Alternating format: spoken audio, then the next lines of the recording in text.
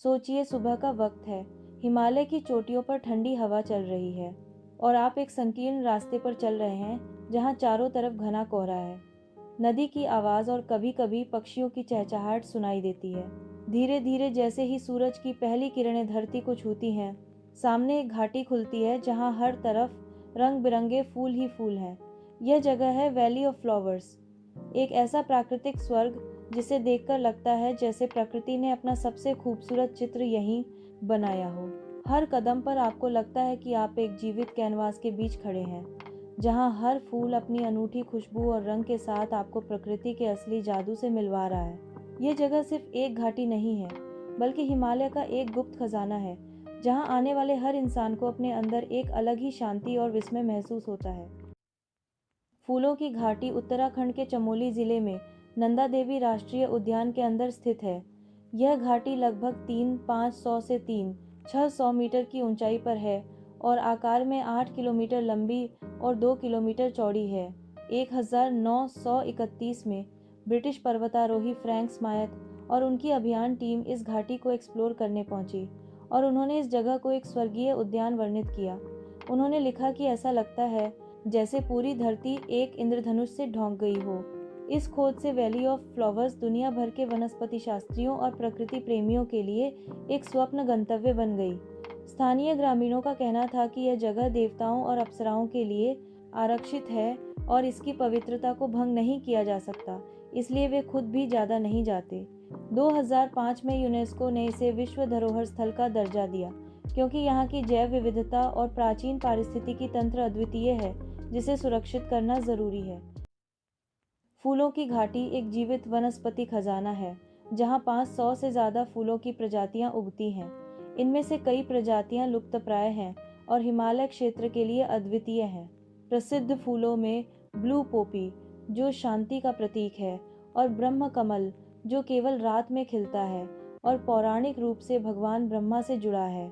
इसके अलावा cobra lily, Himalayan बेलफ्लावर, anemone और हिमालयन रोज घाटी को एक जीवंत इंद्रधनुष बना देते हैं।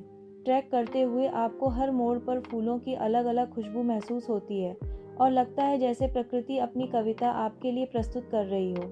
घाटी सिर्फ फूलों के लिए नहीं, यहाँ वन्यजीव भी प्रचुर मात्रा में है। आप musk deer, snow leopard, Himalayan black bear और दुर्लभ पक्षी जैसे हिमालयन मोनाल और स्नो पार्ट्रिज देख सकते हैं।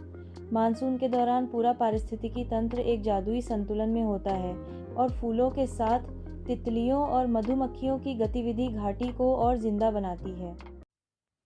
फूलों की घाटी तक का सफर एक ट्रैक से शुरू होता है, जो रोमांच और आध्यात्मिकता का सही मिश्रण है। पहले जोशीमठ से गोविंद घाट सड़क यात्रा होती है, जहां अलकनंदा नदी के किनारे चलना और सुंदर दृश्यों का आनंद लेना एक आरामदायक शुरुआत है। गोविंद घाट से घांघरिया तक 13 किलोमीटर का ट्रैक शुरू होता है, जहां घने चीड़ के जंगल, धाराएं और झरने आपके साथ हमेशा रहते हैं। ट्रैक के दौरान कभी कोहरा और धुंध, कभी गड़गड़ाती नदी की आवाज़ आपको प्रकृति के वास्तविक अनुभव में ले जाती है। घांघरिया से वैली तक का 3 किमी का अंतिम ट्रैक खड़ा और चुनौतीपूर्ण है, लेकिन जैसे ही आप वैली के गेट पर पहुंचते हैं, आपको हर तरफ जीवंत फूल और अल्पाइन घास के मैदानों का लुभावनी दृश्य मिलता है।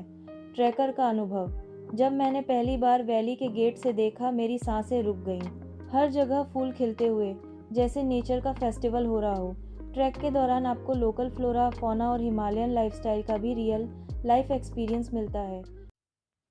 फूलों की घाटी केवल सीमित महीनों के लिए खुलती है।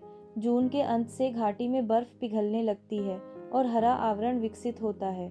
जुलाई और अगस्त महीने चरम खिलने के लिए एकदम सही होते हैं, जब पूरा घाटी रंगों के कालीन में ढका होता है और हर नदी और धारा चमकदार और जीवंत लगती है। सितंबर तक फूल मुरझाने लगते हैं और घाटी सुनहरे और भूरे रंग के रंगों में बदल जाती है। अक्टूबर से मई तक घाटी बर्फ से ढकी रहती है और दुर्गम हो जाती है। पीक सीजन के दौरान ट्रैक आपको जीवंत तितलियों, पक्षियों के गीतों और अल्पाइन जल धाराओं का संयोजन प्रदान करता है, जो घाटी को और जादुई बनाता है। ट्रैकर का उद्धरण, जुलाई में घाटी एक इंद्रधनुषी कालीन लग रही थी और हर कदम पर प्रकृति की असली कविता महसूस हो रही थी। घाटी के आसपास स्थित है हेमकुंड साहिब गुरुद्वारा, जो 4 300 मीटर ऊंचाई पर ग्लेशियर झील के किनारे बना हुआ है। सिख आस्था के मुताबिक गुरु गोबिंद सिंह जी ने यहाँ ध्यान और तपस्या की थी। ट्रैक करते हुए हेमकुंड साहिब पहुंचना सिर्फ शारीरिक रूप से चुनौतीपूर्ण नहीं है, बल्कि आध्यात्मिक अनुभव भी है। यहाँ पहुंचते ही आपको एक शांति और आंतरिक शांति महसूस होती है, जैसे आप हिमालय की दिव्य ऊर्जा के संपर्क में हो। स्थानीय लोक कथाओं के अनुसार फूलों की घाटी वह जगह है जहाँ देवता और अप्सराएं नृत्य करते थे और इसकी पवित्रता को भंग नहीं किया जा सकता था। यह आध्यात्मिक संबंध घाटी की प्राकृतिक सुंदरता और पवित्र आभा को और भी बढ़ाता है। घाटी के ट्रैकिंग रूट में कई चुनौतियां हैं। ऊंचाई की बीमारी आम है, जिसमें सिरदर्द, मतली और थकान होती है। मौसम यहाँ बहुत अप्रत्याशित है। एक पल धूप, अगले पल कोहरा और भारी बारिश। इलाका खड़ी और पथरीला है। भूस्खलन और फिसलन भरे रास्ते आम हैं।